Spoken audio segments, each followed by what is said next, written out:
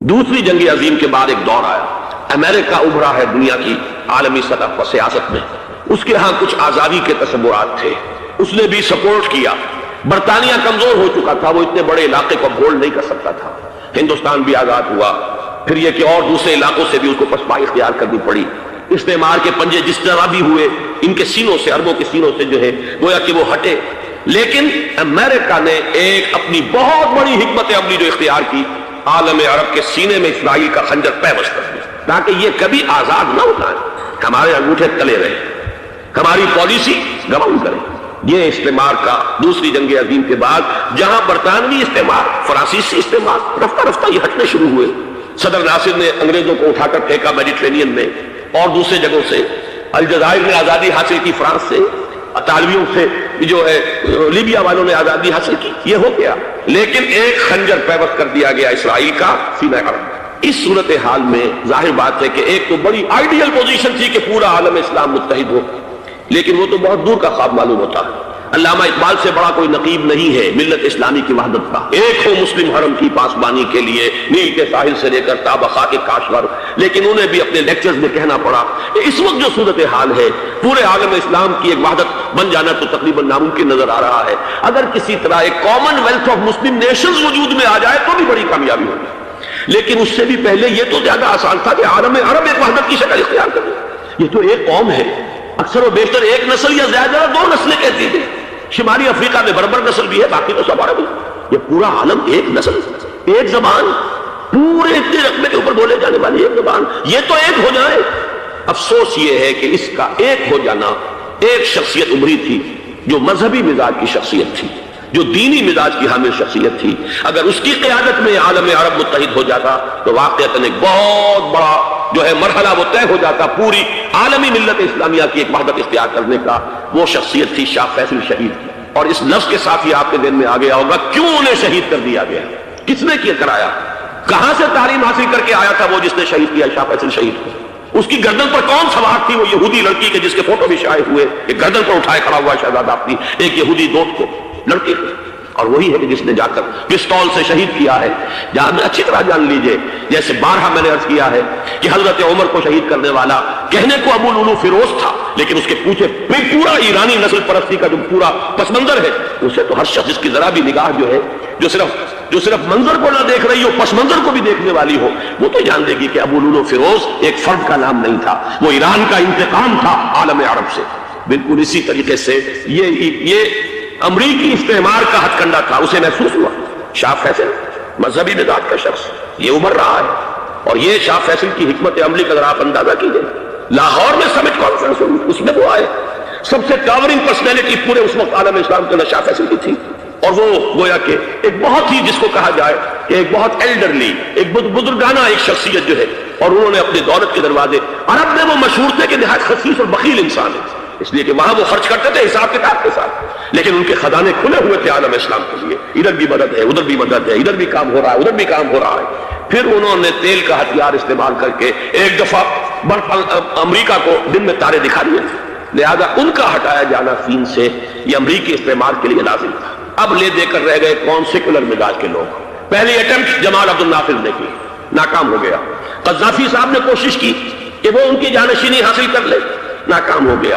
اب ایک تیسری شخصیت صدام حسین کی، ملحد ہے، اسلام سے کوئی سروکار نہیں، بعث کا فلسفہ، سیکولرزم پلس عرب نیشنلزم، یہ اصول ہے، لیکن یہ ہے کہ یہ شخصیت ابو بکر ایسی آئی ہے کہ اس سے اس وقت یہ جان لیجئے، میں امریکہ میں بھی عربوں سے مل کر آیا ہوں، سعودی عرب میں بھی اب میں وہ دیکھ آیا ہوں، نوجوان نسل جو ہے عربوں کی، پورا جو دوسرے عرب ممالک ہیں جہاں پر کہ مذہب کا اتنا چرچا ہی نہیں ہے، پورا فلسطینی عرب، جارڈن کے عرب، شامی عرب عوام، وہ سب کے سب صدام کے پیچھے ہیں، اس لیے کہ انہیں نظر آ رہا ہے کہ ایک شخص پھر ایسا پیدا ہو کر سامنے آ گیا ہے جو شاید عالم عرب کو پھر یونائٹ کرے، اور یہ ہے اصل وہ شے کہ جو امریکہ کے لیے کسی صورت میں قابل قبول نہیں۔ دولت کے یہ ذخائر، خلیج کی یہ دولت، سیال سونا اور اس کے ذخیرے، اور یہ کسی طریقے سے یہ امریکہ کے زیر اثر میں رہے، یہ ہے وہ شے جو اسے برداشت نہیں ہے۔ وہ کوئی عربوں کی محبت میں نہیں آیا 2.5 لاکھ فوج لے کر، وہ کوئی شاہی عرب جو خاندان ہے سعودی، اس سے اس کی کوئی دلچسپی نہیں ہے، کوئی پتہ نہیں کہ وہ خود ان کو ہٹا دے اور وہاں پر کوئی جمہوری ڈھانچہ جو ہے وہاں پہ کھڑا کروا دے خود امریکہ۔ اس لیے کہ سعودی عرب میں دیکھ آیا ہوں حالات اگرچہ ظاہر بات ہے کہ زیادہ گہرائی میں تو وہاں جانے کا موقع ہی نہیں ہوتا، بہت ہی مستبد حکومت ہے، لیکن صاف نظر آ رہا ہے کہ اس وقت دونوں طبقے نوجوانوں کے جو ہے وہ شائز خاندان کے شدید خلاف ہو چکے ہیں۔ جو وہاں پر جدید مثقف طبقہ ہے، جدید تعلیم یافتہ، جو باہر پڑھ کر آیا ہے امریکہ میں اور کہیں اور وہ کثیر تعداد میں، اب وہ صاف سوال کر رہے ہیں کہ یہ بلینز اور بلینز آف ڈالرز کے جو ہمارا خرچہ آتا تھا، ہمارے ہتھیاروں کے آرڈر جاتے تھے، وہ کہاں گئے؟ کل 65,000 فوج، اور عرب کے پاس، سعودی عرب کے پاس اتنے ٹینک بھی نہیں ہیں جتنے کہ یمن جیسے غریب ملک کے پاس، تو ہمارا روپیہ یہ گیا کہاں؟ یہ ایک سوال ہے جو ہر شخص کے ذہن کے سامنے ہے۔ اب ہمیں اپنے معاملات کو خود سنبھالنا ہوگا۔ اسی طریقے سے جو مذہبی طبقہ ہے، اور وہاں ہے بڑی تعداد میں مذہبی طبقہ نوجوان جن میں بڑا جذبہ ہے، اور ان کا وہ جوش جہاد انہیں جہاد افغانستان تک لے کر آیا۔ سینکڑوں عرب نوجوان یہاں جو ہے شہید ہوئے، اپنے ملک میں تو انہیں بولنے کی بھی کوئی امکان نہیں ہے، لیکن یہاں وہ جذبہ جو اندر اندر پروان چڑھ رہا ہے، وہ جذبہ انہیں لایا ہے، اور افغانستان کی سنگلاخ وادیوں کے اندر انہوں نے جام شہادت نوش کیا ہے۔ وہ طبقہ بھی شدید مخالف ہو چکا ہے کہ انہوں نے امریکیوں کو بلا کر، ان میں یہودی بھی ہیں، عیسائی تو ہے ہی ہے، یہودی ہیں، یہودی عورتیں ہیں، جو کچھ اب وہاں بے حیائی اور بے پردگی کے مناظر نظر آ رہے ہیں۔ یہ سرزمین عرب، میں نے امریکہ میں تقریر سنی ہے اسنا کے جو فائنل ان کا ایک سیشن تھا، اسلامک سوسائٹی آف نارتھ امریکہ، جس میں میں مدعو کیا گیا تھا، اسی لیے میں نے یہ سفر کیا تھا۔ ایک نوجوان نے جو تقریر وہاں پر کی ہے، واقعہ یہ ہے کہ میں حیران رہ گیا اس کی جرأت کا۔ اس نے کہا کہ حضور نے فرمایا تھا کہ جزیرہ نما عرب میں 2 دین جمع نہیں ہو سکتے، اور آج شاہی خاندان کی صرف اپنی حکومت کو بچانے کے لیے امریکیوں کو اتنی بڑی تعداد میں بلا لیا گیا ہے، جن میں موبائل چرچ بھی ہیں، موبائل سینیگوگز ہیں، یہودی مرد اور عورتیں جو ہے دندناتے پھر رہے ہیں آج عرب کی سرزمین پر۔ لہذا جو مذہبی طبقہ ہے وہ اس پر شدید رد عمل جو ہے اس کے اندر پایا جاتا ہے۔ یہ حالات ہے جو میں آپ کے سامنے چاہتا تھا کہ رکھوں۔ یہ وہ شامت اعمال ہے۔ ایک طرف یہ کہ وہ شخصیت جو ہے صدام حسین کی، وہ کوئی پسندیدہ شخصیت نہیں ہے، لیکن یہ کہ اس شخصیت کو تقویت دینے والے بھی تو یہی لوگ تھے۔ انہیں خطرہ تھا ایران کے انقلاب سے کہ کہیں اسی قسم کا کوئی انقلاب ہمارے ہاں نہ آ جائے، لہذا انقلاب نے ایران کو ایکسپورٹ نہ ہونے دے، اس لیے انہوں نے اسی صدام حسین کو بلینز اور بلینز آف ڈالرز کی مدد دی۔ آج وہی ہے، عربی کی تو ایک کہاوت بھی ہے، سمن کلبک، یا کو اپنے کتے کو کھلا پلا کے موٹا کرو، کسی روز تمہیں کو کاٹے گا۔ آج وہ تو انہیں کاٹ رہا ہے، لیکن یہ کہ اس کا جو علاج تجویز ہوا ہے وہ انتہائی خوفناک ہے۔ 2.5 لاکھ امریکی وہ استعمار کے پنجے جو بمشکل عالم عرب کے سینے سے جو گڑے ہوئے تھے اس استعمار میں، مشکل ہٹے تھے کہ ایک دم اب وہاں پر خبریں آ رہی ہیں، فرانسیسی بھی آ رہے ہیں، برطانوی بھی آ رہے ہیں، کہاں سے فوجیں آ رہی ہیں، اور وہاں پر 2.5 لاکھ تو صرف امریکن آرمی کا، اس میں تقریباً 1.5 لاکھ تو پہنچ چکی ہے، اور جو بھی ہوگا وہاں پر جیسا کہ میں نے عرض کیا ہے اس قدر خوفناک سین ہے۔ میں نے بہت سے حضرات واقف ہوں گے، کئی مرتبہ میں نے حوالہ دیا ہے مولانا سید حامد دیا رحمہ اللہ کا، انہوں نے ایک دفعہ مجھے بتایا تھا کہ احادیث میں جو قرب قیامت کے حالات و واقعات کی پیشنگوئیاں ہیں، ان میں یہ ہے کہ وہ جو آخری جنگ ہونی ہے جو کہ دجال کے خلاف ہوگی مسلمانوں کی، اور جس میں کہ حضرت مسیح علیہ السلام کا نزول ہوگا جس کے سلسلے میں، اس سے پہلے ایک جنگ ہوگی بہت خوفناک، بہت خوفناک، اور عجیب الفاظ ان کے یہ تھے کہ اس میں ایک طرف مسلمان اور عیسائی اور یہودی تینوں ہوں گے۔ یہ بات سمجھ میں نہیں آتی تھی کہ مسلمان اور یہودی ایک جگہ کیسے جمع ہو سکتے ہیں۔ آج وہ نقشہ نظر آ گیا، آج اسرائیل، امریکہ، سعودی عرب اب یہ ایک ہے، بلکہ چلتے آئیے مصر، اسرائیل، سعودی عرب اور جو بھی ان کے حواری ہیں وہ سب ایک ساتھ میں کھڑے، اور ان کے اوپر سیادت کس کی؟ امریکہ کی۔ وہ نقشہ آ گیا ہے، اور اس جنگ کے سلسلے میں مولانا حامد میاں رحمہ اللہ نے مجھے بتایا تھا کہ حدیث میں الفاظ آئے ہیں، اتنے لوگ ہلاک ہوں گے، اتنے لوگ ہلاک ہوں گے، اتنے لوگ ہلاک ہوں گے کہ ایک پرندہ سینکڑوں میل تک اڑتا ہوا چلا جائے گا اور اسے سوائے لاشوں کے اور کچھ نظر نہیں۔ یہ نقشہ خاکم بدہن تلا ہوا ہے، کھڑا ہوا ہے۔ جو بھی ہوگا کیمیاوی جنگ، کیمیاوی وارفیئر، کیمیکل وارفیئر، اور پھر ایٹمک وارفیئر، جس کی کھلی دھمکیاں دی جاتی۔ کبھی کوریا کے بارے میں اندیشہ تھا کہ یہ درندے خدا کی دھرتی کو، کوریا کی غریب بستی کو ناگاساکی بنا کے چھوڑیں گے، ہیروشیما بنا کے چھوڑیں گے۔ آج وہ صورتحال جو ہے عالم عرب پر، heart of the Arab land, اس پر یہ صورتحال بالکل تلی کھڑی ہے۔ اس میں ہمیں کیا کرنا چاہیے؟ میں نے یہ چاہا کہ پورا پس منظر آپ کے سامنے، صرف وقتی سا کوئی ایک نعرہ، وقتی سی کوئی ایک خبر، اس کے حوالے سے ایک جذبات کا معاملہ، پورا ایک پس منظر سامنے رکھیے۔ اب وہ آپ کو شاید میری باتیں جو ہے وہ سمجھ میں آ جائیں۔ نمبر 1، ہمیں کسی صورت اس جنگ میں امریکہ کے گھڑے کی مچھلی نہیں کرنا چاہیے۔ امریکہ اسلام کے تحفظ کے لیے نہیں آیا، امریکہ حرمین کی حفاظت کے لیے نہیں آیا، امریکہ اپنے مفادات، عالمی مفادات کے تحفظ کے لیے آیا، اور زیادہ سے زیادہ آپ کہہ سکتے ہیں کہ وہ سعودی شاہی خاندان کی حفاظت کے لیے آیا۔ اور بڑا عمدہ مضمون چھپا تھا پچھلے، بلکہ ابھی تک تو وہ تازہ ہی ہے جب تک نیا نہیں آتا، نظام میں، جس کا عنوان تھا اربوں کا چھرا اور اربوں کا گدا۔ سارے پیسے بھی انہیں سے لے گئے، 12 بلین ڈالر کا ایک چیک لے کر گیا جیمز بیکر. اندازہ تو کیجیے دنیا کہاں سے کہاں پہنچ گئی. میں بھی حیرت ہوں کہ دنیا کیا سے کیا ہو جائے گی. 2 ماہ قبل اس کا تصور نہیں ہو سکتا. اتنی بڑی قوت امریکہ کی تباہ کن قوت اور جمع ہو جائے گی عرب کے اندر. لیکن یہ کہ وہ قوس بھی اربوں ہی کی ہوگی, انہی کا چھرا انہی کا رلا.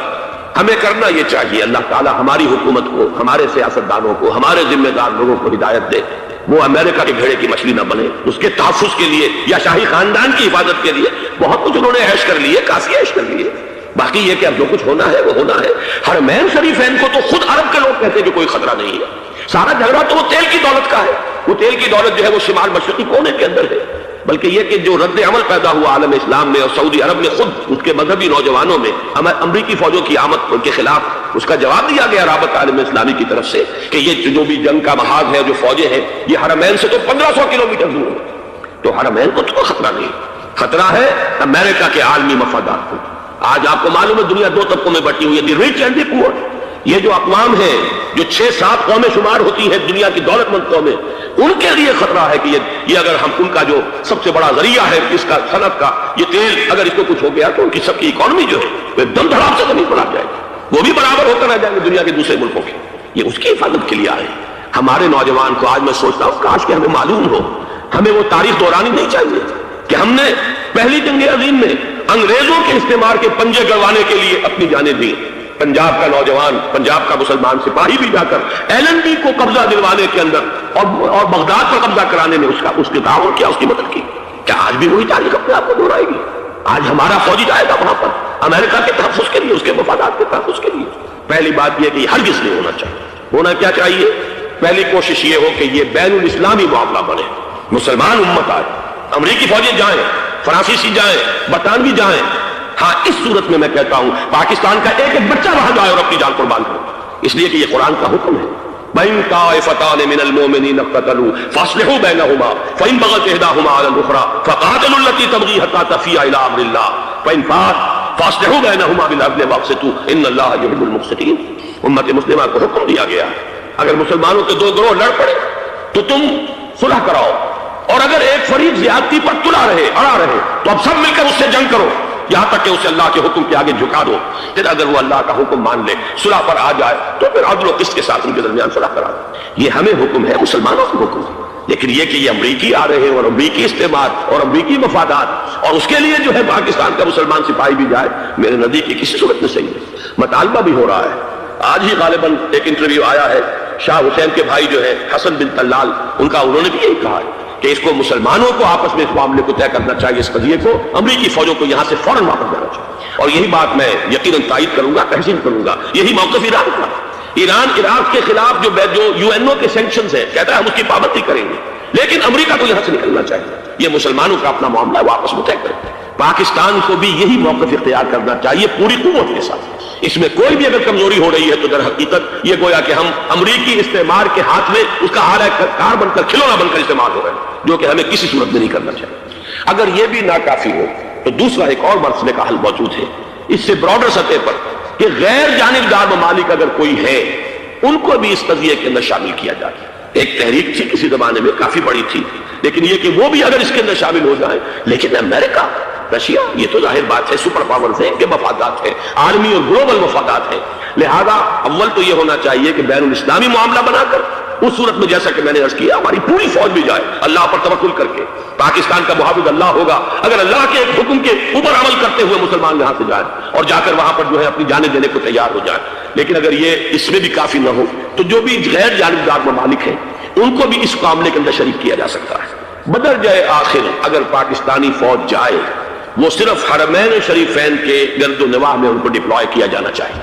اگر خدا نہ خواستہ وہاں پر کوئی آنچ آنے کی شکل پیدا ہو جائے تو اس کی, اے ارض پاک تیری حرمت پہ کٹ مرے ہم, اس کے لیے مسلمانوں کو تیار رہنا چاہیے.